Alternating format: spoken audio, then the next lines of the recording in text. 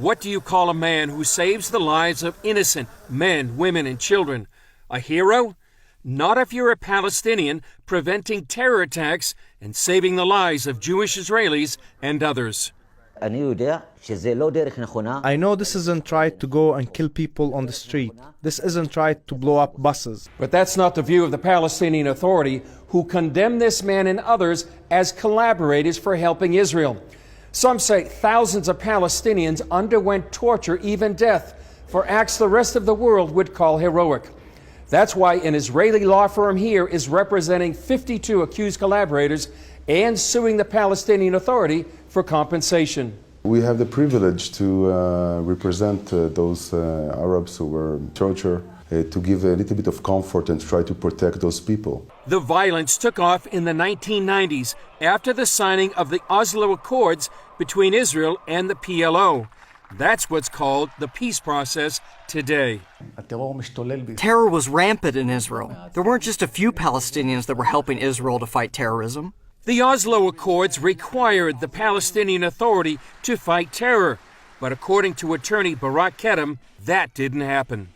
The Palestinian Authority that had made a deal with Israel in the Oslo Accords carried out actions against those collaborators that were trying to prevent terror. They captured them. They imprisoned them in conditions that were very hard. They tortured them, a torture that was hell, to get a confession from them that they helped Israel. The stories are hideous. They took his little sister, a teenager, brought her to jail, and threatened him, if you don't confess, we'll rape your sister. They had no red lines. So he confessed. But it didn't help. She was murdered. What she went through until she died, we don't know. It's really like ISIS. This man, who will call Baber to protect his identity, was taken in for questioning. They entered the room and asked, "When did you start working for the Israeli Shabak?" I said, "I don't work for the Israelis." This was just one kind of torture he endured. They tied your hands and feet and head. They beat you from every direction until you fainted, cursing from the morning until the night. You're just a dog. In the end, you are going to die, and we will throw you on the garbage. We'll do this and this and this. We will rape you. According to Baber, he faced no official charges or had his day in court. His parents couldn't visit, and the Red Cross was apparently never notified of his confinement. Every day for 7 months, I was under interrogation from night until morning. Beatings, burning my hands, they used everything. Finally, they stuck a copper wire up my private parts and they lit it on fire. After 7 long months, he signed a blank piece of paper that served as a confession. He then worked in the prison for more than 2 years until his parents raised enough money to buy his freedom. Mahbir is another accused collaborator. People came to my house, 3 men. One of them said, "Excuse me, can you come with us to our internal security of the Palestinian Authority?" I said, "Fine." I couldn't tell them no. The minute I walked in their door, maybe 40 men fell on me and started beating me to death. When they stopped, they left him bruised, bleeding, and alone. In the evening, he came to me, and the interrogator said to me, "I'm Hitler. You know what Hitler did to the Jews?" I said, "Yes."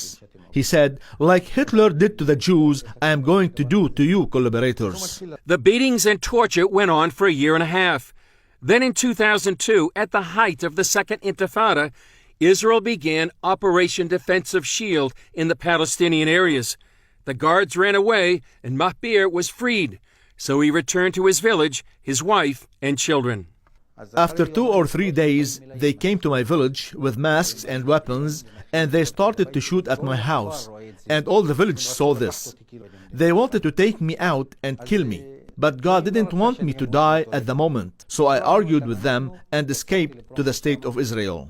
Freedom hasn't been easy, however, for these falsely accused Palestinians. Many don't have Israeli citizenship or medical insurance. Others can't work because of physical injuries and emotional trauma. Plus, they're separated from their families. The state has a big obligation to these people, and the time has come that we pay them back their reward. Fortunately, they now have hope. More than 15 years after the torture ended, their lawyers won a suit, leading to a 2,000-page verdict from the judge, one of the longest in Israel's history. Initially, it provides the victims about $420,000. enough to cover medical evaluations. The next move? Determining the extent of their injuries and claiming an estimated millions of dollars in damages from the Palestinian Authority.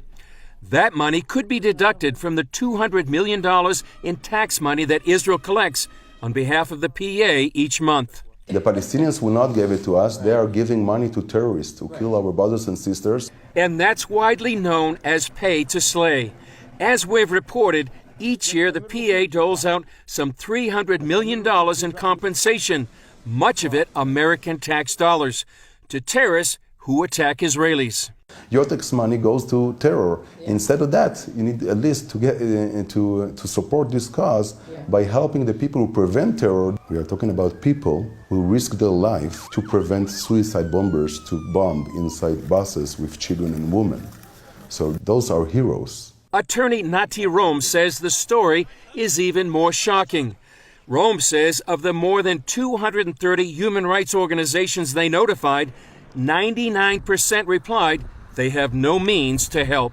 Where is the UN? Where is the EU? Where is everybody who would like to speak about human rights in the Middle East? This is the real story. Only one group took the challenge. We think that dealing with human rights of Palestinians is our obligation, no matter what our political view is. Mary Shalem, CEO of the Institute for Zionist Strategies, says helping these men is what being human is all about. We have an explanation why the other human rights organization didn't want to take care of it. They didn't want to deal with suing the Palestinian Authority. And the other reason, we are dealing with collaborators who helped the security of Israel. They've taken the first steps in a long battle. Now they hope Israel and the West will join them in standing behind these unsung heroes. Chris Mitchell, CBN News, Jerusalem.